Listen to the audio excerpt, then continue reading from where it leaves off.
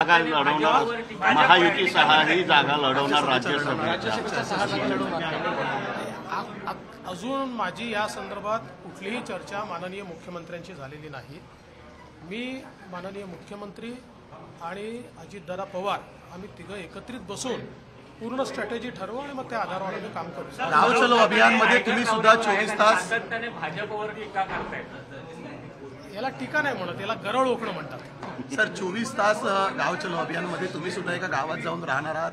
आत्ताच प्रदेशाध्यक्ष बावनकुळे यांनी घोषणा केलेली आहे, सर्व मंत्री केंद्रातले आणि राज्यातले जाणार आहेत। कशा प्रकारे या अभियानाकडे पाहताय? नाही, मला असं वाटतं की भारतीय जनता पक्षामध्ये यापूर्वीही आम्ही गाव चलो अभियान, घर चलो अभियान केलेलं आहे।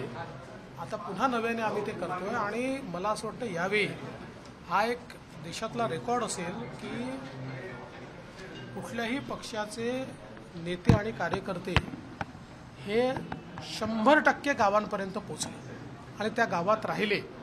एक प्रकारे आमच्या प्रधानमंत्र्यांचं जे स्वप्न आहे की आपला कनेक्ट हा शेवटच्या माणसाशी असला पाहिजे, तळागाळाशी असला पाहिजे, मला असं वाटतं तेच यातनं आम्ही साधण्याचा प्रयत्न करतो। महाविकास आघाडीची आज बैठक आहे मुंबईमध्ये आणि जागा वाटपावरती अंतिम शिक्कामोर्तब होणार आहे। आज प्रथमच प्रकाश आंबेडकर सुद्धा या बैठकीला आहेत।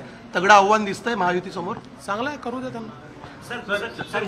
उद्धव ठाकरे से मुलाकात देखिए, माननीय नड्डा जी हमारे राष्ट्रीय अध्यक्ष है और राष्ट्रीय अध्यक्ष जी के साथ हमेशा ही मुलाकात या चर्चा होती रहती है। अभी लोकसभा के चुनाव भी है, उसकी कुछ गाइडलाइंस भी मुझे उनसे लेनी थी और हमारा अलायंस और बाकी सारी चीज़ों की चर्चा मुझे उनसे करनी थी। तो जो एक हमारे अध्यक्ष जी से गाइडलाइन लेने की चर्चा मैंने की है।